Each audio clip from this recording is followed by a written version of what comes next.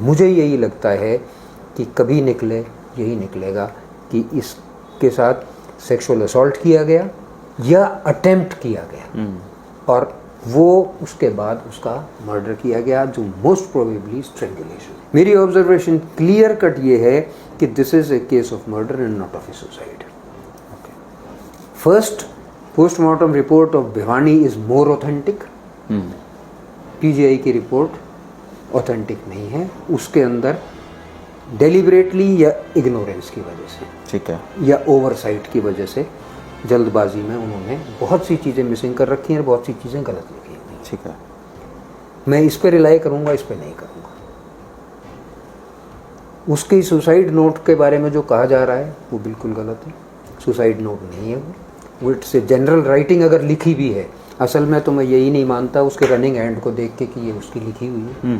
और अगर उसकी लिखी भी हुई है तो वो डेथ के लिए नहीं है, वो इंडिकेट करती है कहीं जाने के लिए। ओके, वो पर्टिकुलरली डेथ पे नहीं करती। तो मेरा अपना पर्सनल ओपिनियन है, बाकी इन्वेस्टिगेशन अगर ये सीरियसली हरियाणा पुलिस ही करती है, सीबीआई करती है, निकाल के लेके आती है, और बहुत ही कोई ऐसी चीज़ें आ जाती हैं कि जिसमें हमारी प्रिजम्पशन सारी अलग हो जाए तो बात अलग है। अदरवाइज इसके अंदर जो सिनेरियो है, अपने एक्सपीरियंस से मैं ये कह सकता हूँ कि इस लड़की के साथ स्ट्रेंगुलेट करने के लिए इसको मारा गया है। दोबारा एक बार, स्ट्रेंगुलेशन, इसकी डेथ जो है वो स्ट्रेंगुलेशन से हो सकती है। गला दबा के? गला दबा के, गले को किसी चीज़ से दबा के, किसी भी कपड़े से, किसी रस्सी से, किसी चीज़ से, जब उन्होंने रेप किया, रेप करने के बाद उसका मर्डर किया, वो गला दबा के। इसलिए नेक नष्ट की गई है। अब नेक के अंदर सबसे पहला होता है हाइड बोन होती है, वो टूटती है। जैसे ही आप स्ट्रेंगुलेट करते हो वो टूटती है। अंडरलाइंग स्ट्रक्चर सारे के सारे गायब होंगे। वो जानवरों ने उन हड्डियों को तो चबा लिया, लेकिन सॉफ्ट टिश्यू को, सॉफ्ट पोर्शंस को नहीं खाया। Kidney missing, kidney left missing, spleen missing. ये कैसे मिसिंग है? इन्होंने तो उसके पीसेस भेजे। जब पीसेस भेजे हैं तो ये चीज कहीं जा ही नहीं सकती। अब मुझे ये बताओ कि वो मड और वीड्स कहां से आ गए? बॉडी एक बार पोस्टमार्टम हो चुकी है, हाँ, उस पे कपड़े थे, वो कपड़े उतार के उस बॉडी को क्लीन किया जाता है, उसके बाद सूचर्स लगाए जाते हैं उसके ऊपर। सब पीजीआई में कैसे आ गए? यहाँ पे इसमें मड कैसे आ गई? वीड्स कैसे पहुंच गए यहाँ पे? यहाँ तो क्लीन बॉडी आएगी। नमस्कार दोस्तों, गुरुकुल ऑफ पॉलिटिक्स पर आपका स्वागत है। मैं हूं आपका दोस्त धर्मेंद्र कंवारी और आज हमारे साथ हैं एडवोकेट प्रदीप मलिक जी।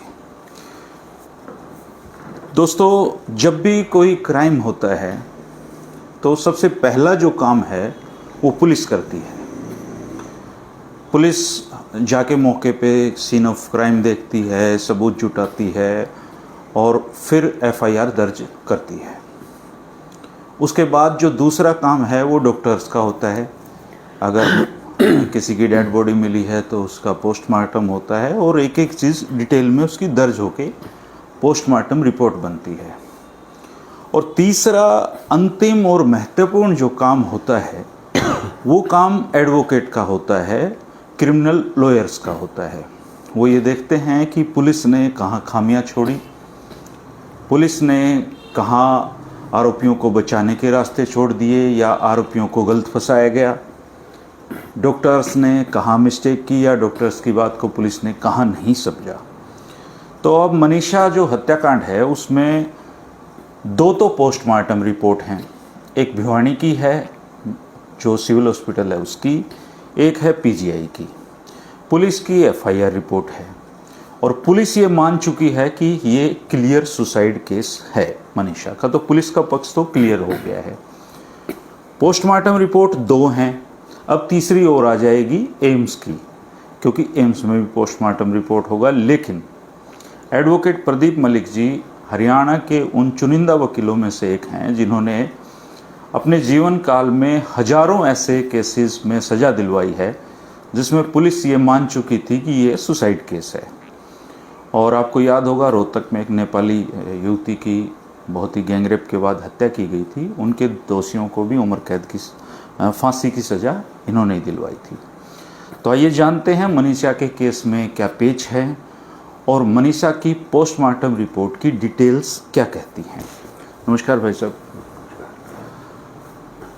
आपका काम तब शुरू होता है जब ये दो काम खत्म हो चुके होते हैं, और मैं देख रहा हूँ कि आप इस केस में इन्वॉल्व इस तरीके से हैं कि आप इसकी डिटेल्स को लगातार पढ़ रहे हैं जी।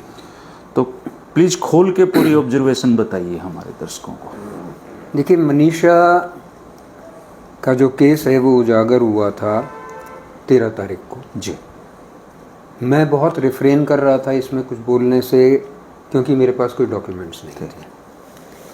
उसके बाद मेरे को ये पोस्टमार्टम रिपोर्ट्स अवेलेबल हुई, मौके की कुछ फ़ोटोग्राफ्स अवेलेबल हुई, उसका जो तथाकथित सुसाइड नोट है वो अवेलेबल हुआ, और उसकी एडमिटेड हैंडराइटिंग का जो रजिस्टर है वो अवेलेबल हुआ। मैंने, क्योंकि ये हरियाणा के अंदर बहुत ज़्यादा इसके अंदर वो हो गया था, तो मेरी भी क्यूरियोसिटी थी कि ऐसा क्या है जी। तो मैंने इसको बहुत गहनता से इसको मैंने पढ़ना शुरू किया, और जैसे जैसे मैं पढ़ता चला गया ये क्लियर होता चला गया कि पुलिस ने इसमें इन्वेस्टिगेशन तो की ही नहीं। अच्छा जी। कहीं से शुरुआत से लेके अब तक इन्वेस्टिगेशन नाम पे कोई शब्द नहीं, कुछ भी नहीं हुआ। कुछ नहीं हुआ है।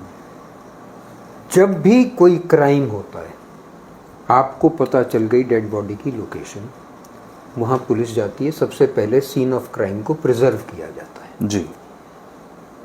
उस जगह को चारों तरफ से घेराबंदी होती है, वहाँ हमारी फोरेंसिक की टीम जाती है, वहाँ से इंक्रिमिनेटिंग एविडेंस जो भी कलेक्ट कर सकती है वो कलेक्ट करती है, उनको आईओ को सौंपती है जी कि ये चीज़ें यहाँ मिली हैं, ये आप रखिए। वो बॉडी को एग्जामिन करती है, सारी चीज़ें देखती है जी।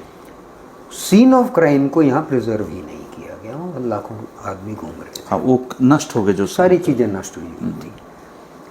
इन्होंने सीन ऑफ क्राइम पे ये बताया कि डेड बॉडी वहाँ पे इस हालत में पड़ी हुई थी, उस पर मिट्टी लगी हुई थी, जो पोस्टमार्टम रिपोर्ट है उसमें झाड़ियों के अंदर बालों में वो फंसे हुए थे, जबकि उसकी फ़ोटो देख के ये क्लियर लगता है कि गर्दन से ऊपर के हिस्से को ही सिर्फ नुकसान पहुँचा है, उससे नीचे की बॉडी को कुछ भी नहीं हुआ। ओके। अब सवाल उठता है, क्या हमारे यहाँ के जो स्कैवेंजिंग एनिमल्स हैं वो इतने समझदार हो गए हैं कि वो सिर्फ गर्दन से ऊपर का हिस्सा खाएंगे, नीचे वाले को टच भी नहीं करेंगे, उसके कपड़ों के ऊपर भी पंजों के निशान नहीं लगेंगे जी। वो फाड़ने की कोशिश नहीं करेंगे। जबकि अगर इनकी बात मान ली जाए कि ये वो पॉइजनिंग का केस था, तो पॉइजन का effect starts from your mouth, फिर उसके बाद इसी फिगर से लेकर ऑर्गन्स तक जाता है। ओके।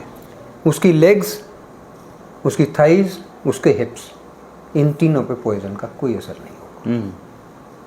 हमारे यहाँ गिद्ध है ही नहीं, खत्म हो चुके हैं।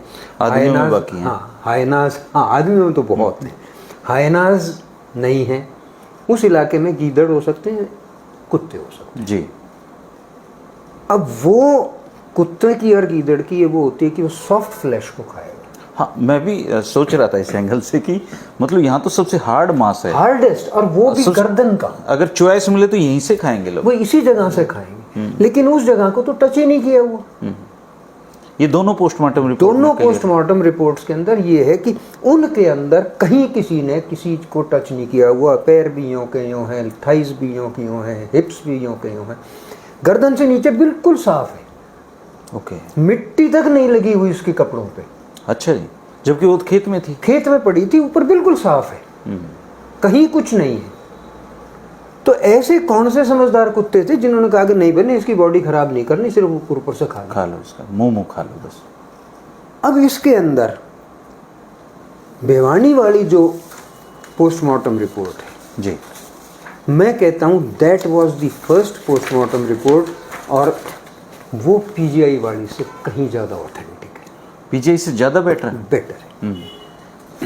उसके अंदर अब जो इन्होंने कह दिया यहाँ पे कि रेप नहीं है, इन लाइंस को पढ़ें। Yellow colour salwar found torn, फटी हुई मिली।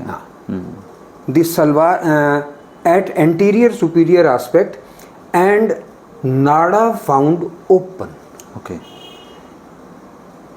intact in situ with struggle signs appreciated over the salwar and pink color.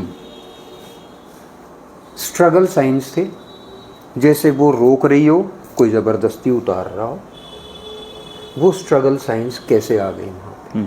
नाड़ा खुला था। नाड़ा कैसे खुला रह गया? या तो डेथ के बाद किसी ने पहनाई है वो, या उससे पहले उतारने की कोशिश की। अब जब वो उसकी डेथ हो चुकी, वो स्टेटमेंट नहीं दे सकती, तो हमारे पास सिर्फ सर्कमस्टांशियल एविडेंस है ये जानने के लिए उसके साथ सेक्सुअल असॉल्ट हुआ या नहीं। और ये एक बहुत ही इम्पॉर्टेंट एंगल है कि हाँ, उसके साथ जहर खाने वाला आदमी अपना नाड़ा खोल कर नहीं लेटेगा। She is a lady. आदमी तो फिर भी हो जाए, एक लेडी इस तरीके से अपने उसमें नहीं पड़ेगी। हाँ, वो मतलब अपना नाड़ा खोल के जहर नहीं खोल के खाएगी। किस लिए जाएगी वहाँ, किस लिए लेटेगी? अगर उसने जहर खाने के बाद इरिटेशन भी हो रही है तो गले पे, गर्दन पे, इस जगह होगी, वो इसी से वो करेगी, पलटा इधर उधर पलटेगी, वो वहाँ पे कुछ है ही नहीं। बिल्कुल। फिर वो वहाँ गई है, अगर चलो पहली चीज़ तो अगर उसने जहर ही खाना था तो अपने घर पे खा सकती थी। उसको इतनी दूर जाने की ज़रूरत ही नहीं थी। खेतों में क्यों गई वो? वहाँ जहाँ पे वो देखी जा सकती थी, 10 आदमी आते जाते देख सकते थे उसको। आमतौर पे कोई लड़की जहर खाती है, वो घर चूज करेगी। सिक्लूडेड एरिया, मतलब जहाँ पे वो अपनी प्राइवेसी में हो। उसके बाद अगर उसने वहाँ जहर खाया है तो वहाँ जहर की शीशी मिलेगी। हाँ, कोई रैपर मिलेगा, कोई कागज़ मिलेगा जिसके अंदर उसने पीस रखी है। अगर गोलियां खाई हैं तो उसको गटकने के लिए पानी की बॉटल्स मिलेगी कोई। जो सीन ऑफ क्राइम दिखाई दे रहा है वहाँ पे ऐसा कुछ नहीं, उसमें कुछ नहीं है। सिर्फ उसकी जूतियाँ पड़ी हुई हैं उतरी हुई साइड पे, एक वो भी जैसे किसी ने उतार के वहाँ फेंक दी।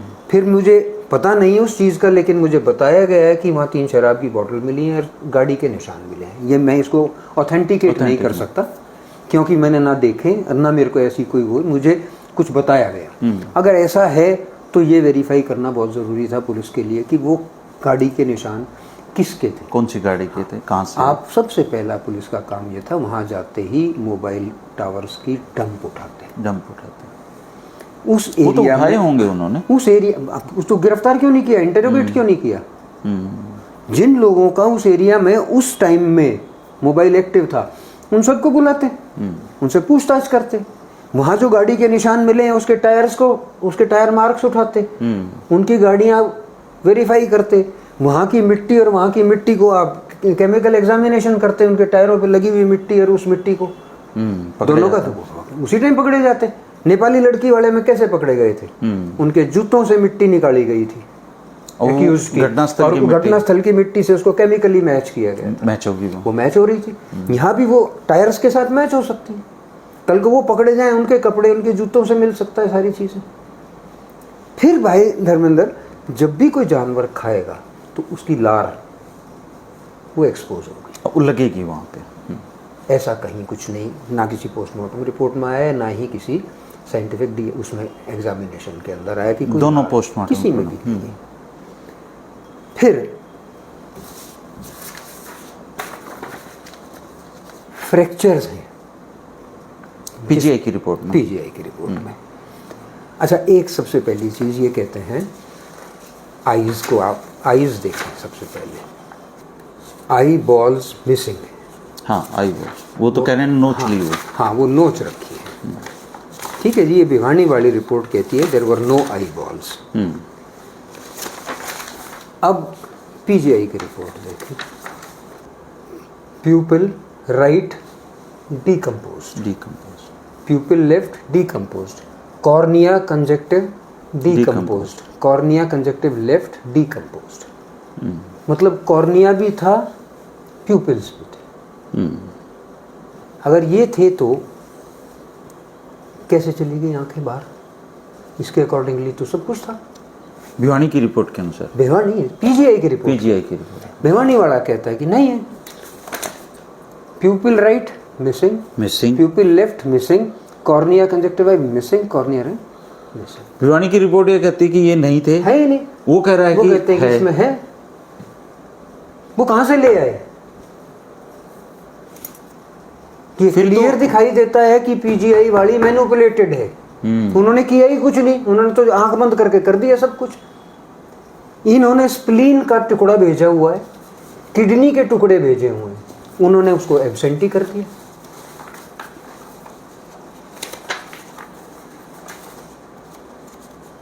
टुकड़े भेजे, पूरी तो नहीं भेजी? नहीं भेजे, वो इसीलिए ना उसके पीसेस मिलने चाहिए। Kidney missing, kidney left missing, spleen missing. ये कैसे मिसिंग है? इन्होंने तो उसके पीसेस भेजे। जब पीसेस भेजे हैं तो ये चीज कहीं जा ही नहीं सकती।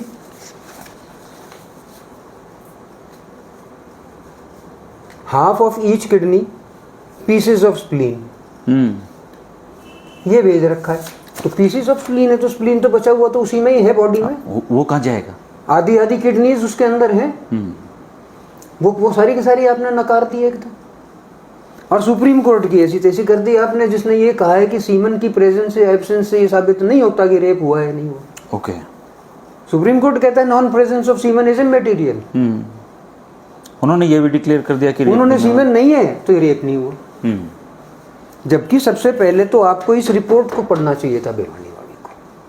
आपके पास सेकेंडरी एग्जामिनेशन के लिए आई है बॉडी, तो आपको सबसे पहले ये देखना चाहिए कि पहली पोस्टमार्टम रिपोर्ट में क्या है, क्या क्या है, और उसके हिसाब से आज जो बॉडी मिली है उसमें क्या डेफिशिएंसी उन्होंने छोड़ रखी है, जिसको हमको देखना है।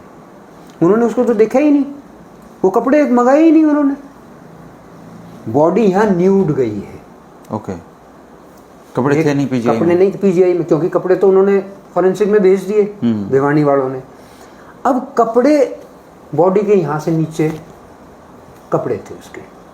अब वो क्या कहते हैं, body was covered with mud.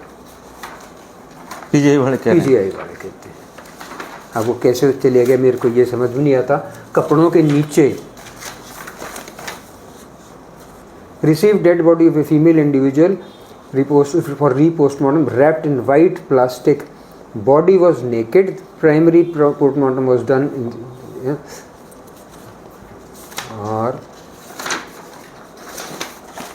body was smudged with mud and weeds at places.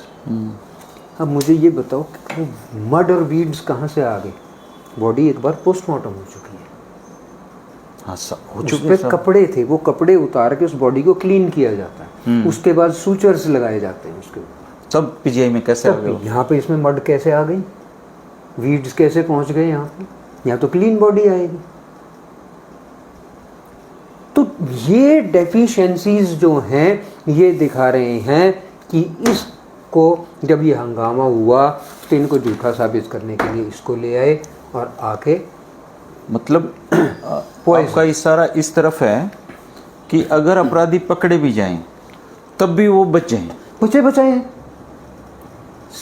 इसके अंदर जो सिनेरियो है, अपने एक्सपीरियंस से मैं ये कह सकता हूँ कि इस लड़की के साथ स्ट्रेंगुलेट करने की इसको मारा गया है। दोबारा एक बार, स्ट्रेंगुलेशन, इसकी डेथ जो है वो स्ट्रेंगुलेशन से हो सकती है। गला दबा के? गला दबा के, गले को किसी चीज से दबा के, किसी भी कपड़े से, किसी रस्सी से, किसी चीज़ से। जब उन्होंने रेप किया, रेप करने के बाद उसका मर्डर किया, वो गला दबा के कर दिया। अब उसके बाद नेक ही ये बता सकती है कि उसकी डेथ स्ट्रेंगुलेशन से हुई, एस्फिक्सिया से हुई, मुंह को दबा के स्मॉदरिंग से हुई, कैसे हुई, वो चीज़ उससे पता चल सकती है। इसलिए नेक नष्ट की गई है। अब नेक के अंदर सबसे पहला होता है हाइड बोन होती है, वो टूटती है। जैसे ही आप स्ट्रेंगुलेट करते हो वो टूटती है। अंडरलाइंग स्ट्रक्चर सारे के सारे गायब हो गए। वो जानवरों ने उन हड्डियों को तो चबा लिया, लेकिन सॉफ्ट टिश्यू को, सॉफ्ट पोर्शंस को नहीं खाया। तो ये जो इंडिकेट कर रहा है, उसके कपड़े खुले हुए थे, सलवार खुली हुई थी, फोर्स के निशान थे वहाँ पे। उसके बाद उसके दोनों घुटनों पे चोट के निशान है। वहाँ कच्ची ज़मीन है,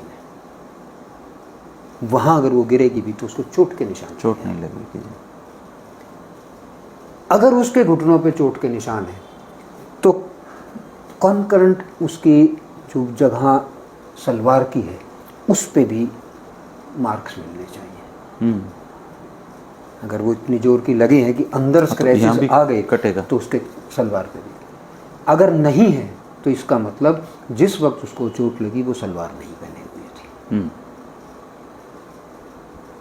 तब वो निशान आए। वो निशान आने का मतलब है कि फोर्स यूज की गई उसके साथ। वो फोर्स सेक्सुअल असॉल्ट के लिए भी हो सकती है, वो मारने के लिए भी हो सकती है, वो किसी के, हम प्रिज्यूम कर सकते हैं यहाँ बैठ के, क्योंकि हम मौके पे नहीं थे, तो सिर्फ मौके की चीज़ों से हम प्रिज्यूम कर सकते हैं। अच्छा, इसको थोड़ा सा और समझाओ कि आपको क्यों इतना मतलब पक्का लग रहा है कि उसकी गला दबा के हत्या की गई? इसका पोस्टमार्टम रिपोर्ट में कुछ है, स्टूल वगैरह कुछ उसका स्टूल निकला हुआ है। स्टूल निकलता है कार्डियक अरेस्ट में, और कार्डियक अरेस्ट उसकी हर केस में होता है। उसकी वहां पे लड़की के साथ संभावना ही नहीं है, उसमें नहीं है, उसको कोई वो नहीं है। और कार्डियक अरेस्ट का मतलब कोई भी ऐसे ऑर्गन्स फेलियर होंगे, जैसे गला दबाने से ऑर्गन फेलियर्स होते हैं, लंग्स और ये सारी चीज़ें फेल होंगी, उससे कार्डियक अरेस्ट होगा और उससे स्टूल पास होगा। ओके। जब भी गर्दन को आप दबाएंगे किसी की, प्रेशर पड़ेगा, तो प्रेशर के अंदर यूरिन और स्टूल निकलेगा। इस लड़की का भी निकला। अब इसके अंदर क्योंकि कई दिन हो चुके थे, यूरिन ड्राई अप हो गया होगा, इसलिए उसका यूरिनरी ब्लैडर जो है वो एम्प्टी है, खाली है, बिल्कुल खाली है। जबकि बिल्कुल खाली होने का कोई मतलब नहीं होता, थोड़ा बहुत पानी वानी कहीं ना कहीं यूरिन मिल जाता है, चाहे कितना ही पुराना हो, उसका कंप्लीटली एम्प्टी है। तो प्रिजम्पशन हम ये कर सकते हैं कि जब वो स्टूल पास आउट हुआ, यूरिन भी पास आउट, और वो उसका यूरिनरी ब्लैडर, इसीलिए उसका स्टूल पास आउट हुआ है। बेवानी रिपोर्ट कहती है कि उसकी स्टमक के अंदर 50 ml के करीब कंटेंट्स थे, कीटनाशक उसके अंदर था, जिसका विसरा उन्होंने भेज दिया। तो उसने कुछ खा भी रखा था जिसके कंटेंट्स उसके अंदर आ गए। तो ये अब इतनी जल्दी बॉडी की डीकम्पोजिशन, एक चीज़ तो ये कि जिस टाइम बॉडी डिटेक्ट हुई, डेथ का टाइम और उस टाइम में डॉक्टर साहब ने तो 2 दिन का दे दिया, दोनों रिपोर्ट में। उसने 3 दिन का दिया, इसने 2 दिन का दिया। लेकिन मैं डेथ से और पोस्टमार्टम के बीच 24 घंटे का टाइम देता हूँ। अच्छा, उससे ज़्यादा नहीं हो सकता। क्या होता है धर्मेंद्र भाई, जैसे ही डेड बॉडी डेथ होती है तो उसमें एरिया में अगर मक्खियाँ हैं तो अंडे दे देती हैं उस डेड बॉडी के ऊपर। वो इमीडिएट से लेके 3 घंटे के बीच में आ जाते हैं, शुरू हो जाते हैं।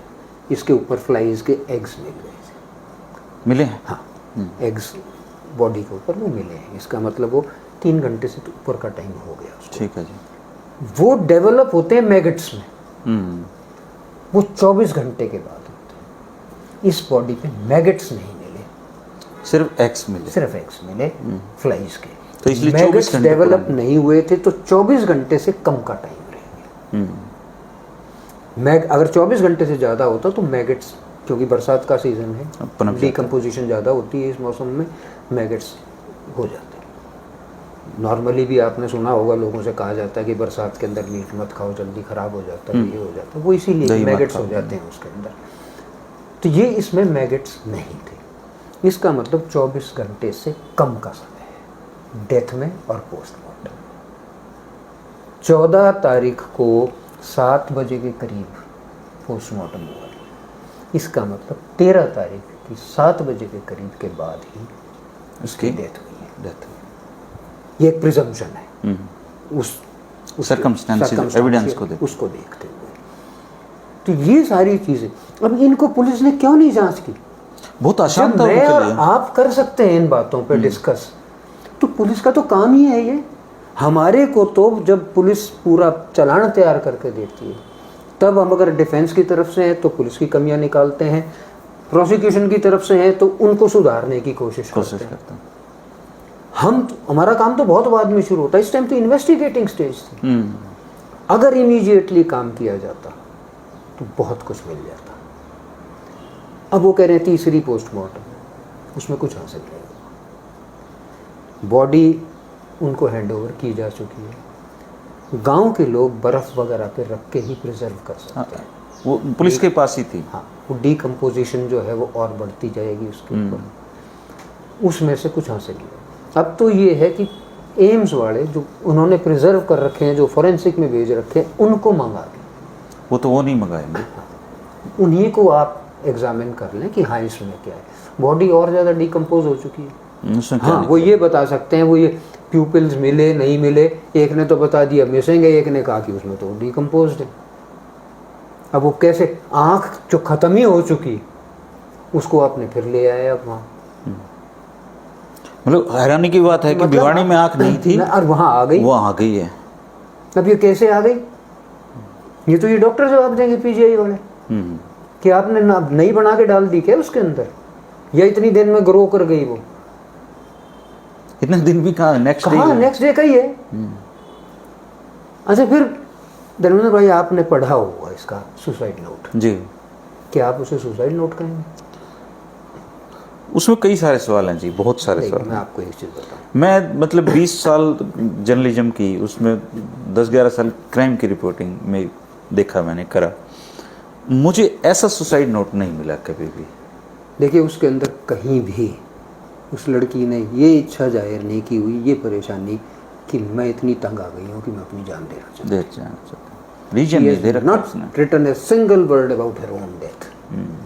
वो सिर्फ ये कहते हैं कि आपने मेरे लिए इतना किया, आपने मेरे को लीजेंड की तरह पाला, आपने मेरे को इतना सब किया, मैं आपकी उस पर खरी नहीं उतर सकी। हो सकता है कि वो लिख के छोड़ के और चली जाना चाहती हो कहीं, किसी के साथ जाना चाहती। पर मरने की बात नहीं, मरने की बात तो उसने कही ही नहीं।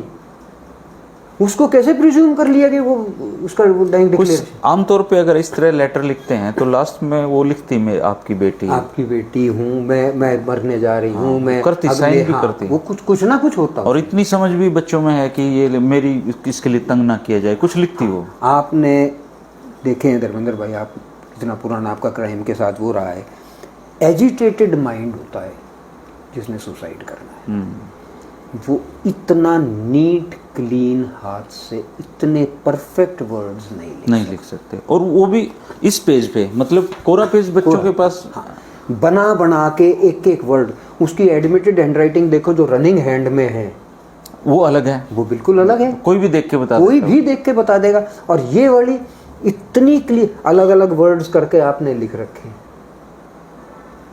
उसको आपने बता दिया, वो आपने चलो मान भी लिया, वो उसको लेके चली गई और उसके पास इतनी एजिटेटेड होने के बाद उसके पास इतना होश था कि उसने जहर खरीदा, साथ में कहा कि बिल और दे दो। हाँ, बिल भी दे दो, घर वाले मांगेंगे। जाओगे मरने के लिए, जहर खरीदने जाओगे तो क्या आप ये कहोगे ना बिल दे दे मेरे को? बिल तो आमतौर पे वैसे भी जमींदार भी नहीं, वैसे भी नहीं मांगते। हम 10 चीजें खरीदने जाते हैं, और रजिस्टर में एंट्री भी की है बाकायदा उसने। मतलब आमतौर पे करते नहीं है, कोई नहीं करता।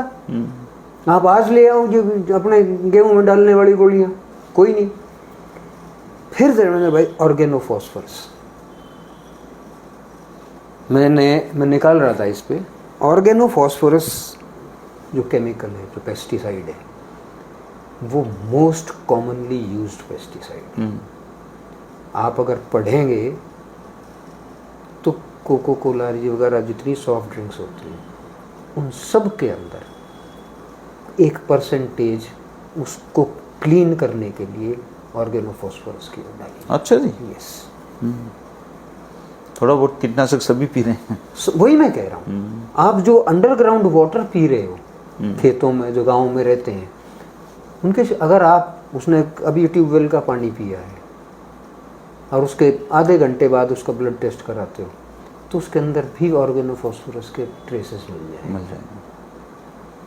आप 2 कोक पी के आधे घंटे बाद करा लो, जैसे वो ब्लड में डिजोल्व होती है, ट्रेसेस, ये नहीं करे भर जाए, ट्रेसेस ऑफ ऑर्गेनोफॉस्फोरस तब भी मिल जाए। और ऑर्गेनोफॉस्फोरस की जो उससे डेथ होती है, माइल्ड पॉइजनिंग से आपको डिलीरिया हो जाएगा, डायरिया होगा, आपको वॉमिटिंग होगी, आसपास में ऐसी कहीं कोई चीज़ नहीं जी। ऑर्गेनोफॉस्फोरस की जो सिम्टम्स हैं, हमारी जो मेडिकल जूरिस्प्रूडेंस है, एक बार उसमें निकाल के डॉक्टर साहब से कहिए कि पढ़ लो। उस बॉडी के ऊपर वॉमिट किया है उसने, कपड़ों पे आया है, कहीं जहाग नहीं आते, वॉमिटिंग हो गई। वॉमिट है इसमें कहीं? नहीं है, इसमें कहीं वॉमिट है ही नहीं, सीधा पेट में चला गया उसके, सीधा पेट में और उसने उसको मार दिया और वॉमिटिंग नहीं हुई। वॉमिटिंग नहीं हुई।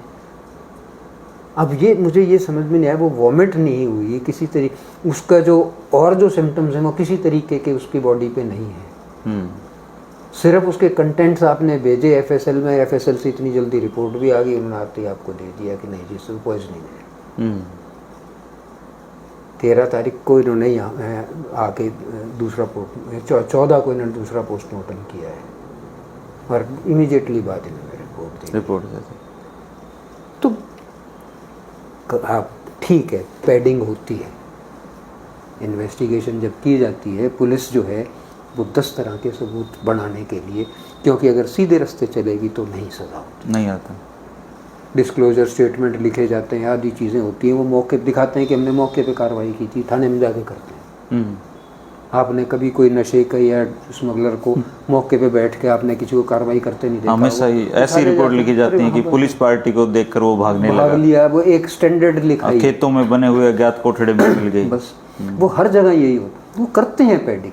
लेकिन पैडिंग का भी एक तरीका होता है, जहाँ क्राइम की इतनी ज़्यादा ऐसी वो मतलब ब्रूटैलिटी हो, वहाँ कम से कम आपने, चलो गलती हो गई थी आपसे, आपने इग्नोर कर दिया, चोरी बाजगी हुई थी, कर देते हैं थाने में भी वैसे ही लोग बैठे हैं जैसे हम बैठे हैं, किसी वाहियात ने बोल दिया होगा, लेकिन जब सारी चीज़ सामने आ गई थी तब तो कर देते कि भैया नहीं अब करेंगे। तो मैं ये समझता हूँ कि इसको ना तो पॉलिटिसाइज करना चाहिए कि ये पक्ष है, ये विपक्ष है, ये बीजेपी है, ये देखने चाहिए, इन चीज़ों को देखो। कोई भी समझदार आई होता तो वो इस पे मर्डर का ही केस दर्ज करता। 110% इस पे 100 मर्डर का केस रजिस्टर होता। मर्डर और रेप। शुरुआत के अंदर पुलिस ने क्या लिख के भेजा है,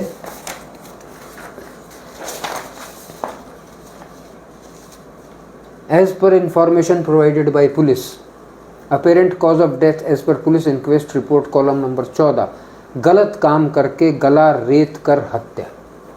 फर्स्ट ऑब्जर्वेशन ये थी उनकी, ये उनकी जो एक उसमें जो रिपोर्ट दी 175 की, जो इसको इंक्वेस्ट रिपोर्ट कहते हैं, उसके अंदर ये लिखा। पुलिस शुरुआत में ये मान रही थी कि ये गलत काम करके हत्या हुई है, गला रेत के हत्या की गई। वो कहाँ से शिफ्ट हो गया वो एंगल? अगर यही चीज थी तो इस एंगल पे आपने क्यों नहीं काम किया? इसी पे करना चाहिए था। इस पे काम करते, वहां से डंप उठाते, मोबाइल वगैरह को उठाते, उनको राउंड अप करते, जिनके साथ उसकी बातचीत होती रहती है, जो उसके आसपास हैं, आप इन्वेस्टिगेट करते भाई कौन कौन उसके दोस्त हैं, किसके साथ कोई झगड़ा हुआ है या किसी के साथ कोई अफेयर वगैरह तो नहीं था, कोई फुटेज जहाँ जहाँ कहीं कहीं है, हर जगह से लेते। तो अगर आप भागदौड़ करके काम करते सारी चीज आ जाती सामने। लेकिन इन्होंने पहले तो, सबसे पहले तो, अब वो भी दबाव में आ गए, एसपी साहब का ट्रांसफर कर दिया, उनको सस्पेंड कर दिया, उससे क्या हो जाएगा? एसपी यहाँ चला जाएगा, दूसरी जगह चला जाएगा। एसपी तो जांच ही नहीं कर रहा था, जांच तो आईओ करता है। उसका तो कोई रोल ही नहीं था, तब तक उसका आया ही नहीं था। आईओ ने अगर कोताही बरती थी तो उस टाइम तो उसको यूँ कहता कि भैया तू जांच से हट जा, सस्पेंशन से क्या होगा, 6 महीने बाद फिर आ जाएगा, ये मामला ठंडा हुआ, फिर किसी दूसरी जगह जाकर नौकरी कर लेगा। आज भी मैं कहता हूँ कि हमारे हरियाणा के अंदर एक से एक बढ़िया इन्वेस्टिगेटर है। आप तो सबको जानते हैं। हाँ, मतलब इतने गजब के इन्वेस्टिगेटर्स हैं जो जड़ों में घुस जाएंगे। आप लाओ ना उनको उनसे जांच कराओ, सीबीआई से कुछ नहीं होगा। सीबीआई तो सीबीआई सब कुछ खत्म हो जाएगा। 6 साल, अब एक चीज बताओ, इतने दिन के बाद तो सीबीआई आएगी, वो अपनी नई एफआईआर दर्ज करेगी, फिर से कार्रवाई करेगी, मौके पे उसको कुछ मिलना नहीं, जो पुलिस ने इकट्ठा कर रखा है वो उनको हैंड ओवर कर देंगे, क्या करेंगे? अच्छा भाई साहब, ये जैसे दोनों रिपोर्ट पढ़ने के बाद आप कंक्लूड अगर हम इसको करें तो आपकी ऑब्जर्वेशन 3-4 लाइनों में बताओ। मेरी ऑब्जर्वेशन क्लियर कट ये है कि this is a case of murder and not of A suicide.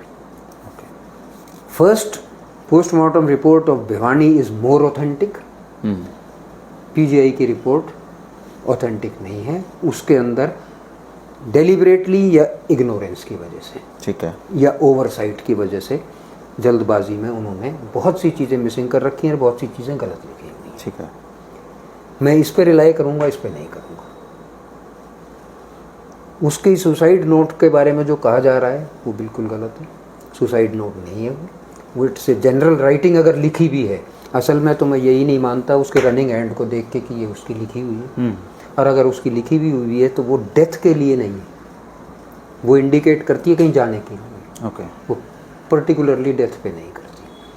तो मेरा अपना पर्सनल ओपिनियन है, बाकी इन्वेस्टिगेशन अगर ये सीरियसली हरियाणा पुलिस ही करती है, सीबीआई करती, निकाल के लेके आती है, और बहुत ही कोई ऐसी चीज़ें आ जाती हैं कि जिसमें हमारी प्रिजम्पशन सारी अलग हो जाए तो बात अलग है। अदरवाइज़ मुझे यही लगता है कि कभी निकले यही निकलेगा कि इसके साथ सेक्सुअल असॉल्ट किया गया या अटेम्प्ट किया गया, और वो उसके बाद उसका मर्डर किया गया, जो मोस्ट प्रोबेबली स्ट्रेंगुलेशन हो और गला दबा के मारा था। इसीलिए उसके गर्दन और उस एरिया को बिल्कुल ही ख़त्म कर दिया गया, उन सारे अंडरलाइंग स्ट्रक्चर्स को बिल्कुल डिस्ट्रॉय कर दिया गया। बाकी नीचे का कोई बॉडी पार्ट मिस नहीं, कोई नहीं मिसिंग है। ये जो कह रहे हैं ना बॉडी पार्ट्स मिसिंग हो गए, कोई भी पार्ट मिसिंग नहीं है। इससे नीचे बॉडी कंप्लीटली इंटैक्ट है, कपड़े तक इंटैक्ट है, कहीं कपड़ा भी नहीं फटा हुआ सिवाय वो सलवार जहाँ पे उन्होंने बताया फोर्स के उस पे। अच्छा, अब एक टेक्निकल क्वेश्चन पूछ रहा हूँ आपसे। अगर आप इस केस में सरकार की तरफ से हों तो कितने प्रतिशत संभावनाएं हैं कि आप इस बात को साबित कर पाओ कि ये जबरदस्ती है? अब ये डिपेंड करता है आगे क्या एविडेंस है, टोटल एविडेंस क्या कलेक्ट हो। और ये अगर 3 रिपोर्ट अलग अलग तरीके से आ गई और लोग पकड़े भी गए तो क्या उनके बचने के चांसेस पुलिस ने छोड़े? 110% बच गए। अगर मैं इसमें डिफेंस का वकील होऊंगा तो मैं डॉक्टर से पूछूंगा, भैया इसमें आँख नहीं है, इसमें आँख है, कहाँ से आ गई? दोनों को रिपोर्ट नकार देगी कोर्ट दोनों कहेगी भैया ये जहाँ संदेह का फायदा मिलेगा। क्या है, where there is a doubt benefit goes to the accused. Okay, जहाँ संदेह है वो मुल्जिम को फायदा देगा। तो ये चीज़ें तो इस केस को ख़त्म कर चुकी हैं। मतलब पहले दिन से लेके अब तक नेग्लिजेंसी हुई है, सिर्फ नेग्लिजेंस। तो फिर न्याय कहाँ से मिलेगा उसको? मेरे को नहीं लगता इसमें न्याय मिलेगा। अब किसी को सीबीआई को दे दो, आप किसी को दे दो, आप सीबीआई क्या करेगी इन रिपोर्ट? क्या करेगी? वो 3 रिपोर्ट थोड़ी बदल देगी। वो इसको नहीं बदल सकती, इसको नहीं बदल सकती, और तीसरी आएगी उसको नहीं बदल सकती। अगर वो और अलग चलेगी तो 3 कॉन्ट्राडिक्ट, जहाँ कंट्राडिक्शन आई वहां पे बेनिफिट एक्यूज्ड को मिलेगा। तो ये तो क्लियर उसको साफ करते जा रहे हैं सारी चीजें। बहुत अपसेट करने वाली बातें समझ में नहीं आ रही मेरे को। ये चीज तो मैं देख के हैरान रह गया। ये तो कह रहे हैं मिसिंग है आंखें, वो कह रहे हैं कि नहीं जी डिकम्पोज है।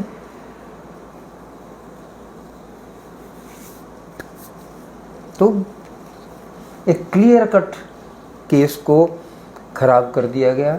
वो हो सकता है अपने उसको बचाने के लिए कि मैं अपने आप को तो बचा लें भैया, तुम क्यों मरते, ये तो जो होना था वो हो गया। या किसी ऐसे को बचाने के लिए जिसका कोई दबाव हो, प्रिजम्पशन अगेन है, प्रिजम्पशन हम कुछ नहीं कह सकते। तो कारण तो हजारों हो सकते हैं, लेकिन अब भी मैं कहता हूं कि कोई अच्छा इन्वेस्टिगेटर जो कि दमदार हो, अब तो उसकी गुंजाइश ही खत्म होगी ना जी। अब तो सीबीआई से आएगा, वही है, सीबीआई के पास जाएगा। सीबीआई तो भैया आरुषि केस का क्या किया था? बहुत सारे केस हैं जी। सुशांत राजपूत का क्या हुआ? ये अपना सुशांत वाला गया, ये अपना निठारी वाला था, ये सारे सीबीआई जब तक आती है तब तक तो बहुत लंबा खत्म हो जाता है, कुछ भी नहीं मिलता उसके अंदर। सीबीआई को तो कोई मामला लटकाना होता है, 6-7 साल तो इन्वेस्टिगेशन करेंगे, 15 साल वो चलेगा, उसका ट्रायल चलेगा। सीबीआई तो ट्रायल भी ऐसे ही चलते हैं। उसके बाद अगर कोई बड़ी हस्ती मिल गई तो वो वैसे लटकाए रखेगा उसको, ऐसे लटका। ये आंदोलन महीना हो जाएगा, 2 महीने हो जाएगा। अब भाई उसके बाद पोस्टमार्टम हो जाएगा, फिर उसका दाह संस्कार हो जाएगा बेटी का, फिर बात खत्म, फिर जांच होती रहेंगी। मैं आपको 6 महीने के बाद इस परिवार को अकेला दिखा दूंगा, कोई नहीं आएगा। किसको? कौन रोजाना नहीं वहाँ टाइम भाई किसी के पास नहीं है, मैं और आपके पास भी टाइम नहीं है। मैं एक प्रोफेशनल की हैसियत से तो काम कर लूंगा, ठीक बात है। लेकिन वैसे मैं कब तक वो कर सकता हूँ? मैं नहीं कर सकता। मुझे अपना टाइम अपने हिसाब से भी तो यूज करना। कोई नहीं खड़ा होगा, ये परिवार अकेला रह जाएगा अपने मन के अंदर लेके इन चीजों को। दोस्तों ये भिवानी की रिपोर्ट है और ये पीजीआई की रिपोर्ट है। एक तीसरी रिपोर्ट और आ जाएगी, उसको भी आप प्लीज पढ़ना, जरूर है, उस पर भी एक बार बात करेंगे। बिल्कुल बात करेंगे। लेकिन लीगल पॉइंट से आप अगर देखें तो 30-35 साल तो भाई साहब को क्रिमिनल की प्रैक्टिस करते हुए हो गए और पता नहीं कितने केस अपनी ज़िंदगी में लड़े हैं। और बहुत ही अपसेट मन से मैं देख रहा था, आप कह रहे थे कि मतलब न्याय की गुंजाइश कम है, बहुत कम है, और नेग्लिजेंसी बहुत ज़्यादा है। नेग्लिजेंस, ओवरसाइट, हड़बड़ाहट क्या है वो मनीषा बेटी को इंसाफ मिलने की गुंजाइश बहुत कम है दोस्तों। पुलिस ने भारी लापरवाही बरती, अपना काम ढंग से नहीं किया, और इसका फ़ायदा अगर पकड़े भी गए लोग तब भी उन आरोपितों को ही मिलेगा, क्योंकि पुलिस ने बहुत सारी खामियां छोड़ दी, डॉक्टरों से बहुत सारी गलतियां हो गई हैं। आप इस बारे में क्या कहेंगे ज़रूर कमेंट करके बताना। फैक्ट्स कभी झूठ नहीं बोलते दोस्तों, और जब अदालत में केस चलते हैं तो वहाँ पे फैक्ट्स ही काम आते हैं, एविडेंस ही काम आते हैं, और एविडेंस ही किसी को सज़ा दिलाते हैं, एविडेंस ही किसी को बरी कराते हैं। आप इस बारे में अपने विचार जरूर रखना। शुक्रिया वैसे आपने समय दिया। बहुत बहुत थैंक यू।